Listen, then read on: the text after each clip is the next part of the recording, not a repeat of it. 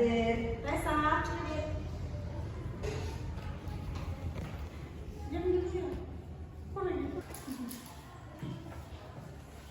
Oke, baik. Untuk materi kita pada hari ini adalah tentang teks berita. Di sini apakah anak-anak sudah paham tentang apa itu teks berita?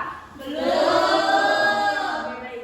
Jika belum, di sini Ibu akan menjelaskan tentang kaidah kebahasaan, struktur, isi, pengertian, fungsi dari teks berita. Oke, baik. Di sini Ibu akan menjelaskan tentang teks berita. Kalian tolong simak PPT di depan ya, anak-anak. Iya, Ibu. Oke. Pertama adalah pengertian teks berita. Menurut Kamus Besar Bahasa Indonesia, berita adalah kabar, cerita, atau keterangan mengenai kejadian atau suatu peristiwa hangat yang sedang terjadi. Teks berita adalah suatu tulisan yang berisi informasi mengenai suatu hal, peristiwa atau kejadian yang sedang telah terjadi. Berikutnya itu adalah fungsi teks berita. Fungsi teks berita yaitu untuk memperoleh informasi mengenai suatu hal, peristiwa kejadian sehingga menambah informasi kita, wawasan atau pengetahuan agar kita dapat berpikir secara menyeluruh, efektif, kreatif, kritis terhadap suatu masalah yang telah atau sedang terjadi. Berikutnya yaitu adalah ciri-ciri teks berita. Di sini ciri-ciri teks berita itu ada 3, yaitu faktual, aktual, dan sistematis. Faktual di sini berarti yaitu informasi yang disampaikan berdasarkan keadaan sebenarnya, berarti berdasarkan fakta kejadian itu benar-benar terjadi. Aktual di sini yaitu adalah informasi yang disampaikan sedang hangat dibicarakan oleh masyarakat, sedang viral-viralnya seperti itu. Yang ketiga adalah sistematis, yaitu di mana informasi yang disampaikan disusun secara runtut sehingga mudah dipahami. Berikutnya yaitu adalah unsur-unsur dari teks berita. Di sini kalian sudah tahu mengenai unsur-unsur teks berita? Belum. Oke, Ibu akan jelaskan di sini yaitu unsur teks berita itu yang sering disingkat dengan adik simba, yaitu apa, di mana, kapan, siapa, mengapa, dan bagaimana. Di sini apa? Peristiwa apa atau kejadian apa yang diberitakan? Di mana? Berarti di mana peristiwa itu terjadi? When atau kapan waktu terjadinya peristiwa tersebut. Who atau siapa? Siapa yang terlibat dalam peristiwa tersebut? Why? Mengapa sih peristiwa itu terjadi? Dan how? Bagaimana kronologi kejadian tersebut? Jadi dalam suatu berita harus terdapat unsur-unsur adik simba ini. Berikutnya struktur teks berita.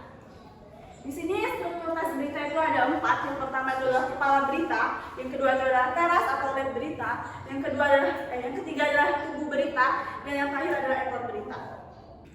Kepala berita disebut juga dengan judul berita, yang merupakan kata kunci mewakili dari keseluruhan isi dari berita tersebut. Yang kedua itu adalah teras atau led berita, merupakan bagian yang sangat penting atau bagian inti dari suatu berita, yang mencakup what, where, when, who, how, itu tadi.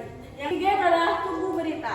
Tubuh berita merupakan inti berita atau tempat berita itu berada. Di dalam tubuh berita inilah pembaca dapat mengetahui inti dari berita secara terperinci. Kemudian yang keempat adalah ekor berita, berisi informasi tambahan sebagai pelengkap dari sebuah berita. Berikutnya itu adalah unsur kebahasaan dari teks berita. Yang pertama, menggunakan kata baku yang dipakai dalam komunikasi sehari-hari agar mudah dipahami. Yang kedua, menggunakan kalimat tunggal atau simplex, yaitu kalimat yang terdiri dari subjek dan predikat. Yang ketiga adalah menggunakan kata kerja transitif, yaitu kata kerja yang memerlukan kata benda. Contoh, Aiza membeli permen di warung. Yang keempat adalah menggunakan kalimat langsung ditandai dengan penggunaan tanda petik ganda disertai keterangan penyertaan. Yang terakhir adalah menggunakan kata verba pewarta, yaitu kata kerja yang digunakan untuk mengidentifikasi suatu percakapan. Oke. Baik, itu penjelasan Ibu mengenai teks berita. Di sini apakah anak-anak ada yang ingin ditanyakan atau ada yang kurang paham mengenai teks berita yang dijelaskan tadi? Tidak, Bu. Oh, jadi semuanya sudah paham ya? Yeah. Oke, setelah mendengar penjelasan tentang teks berita yang sudah Ibu sampaikan, di sini Ibu akan membagi kalian 2 kelompok untuk menganalisis satu berita, yaitu yang ada di YouTube. Nanti Ibu share linknya Kalian analisis di sana yang adalah strukturnya, unsur kebahasaannya, dan apa-apa saja yang disampaikan dalam berita tersebut. Silakan untuk anak-anak sekalian membagi 2 kelompok. Baik, Bu.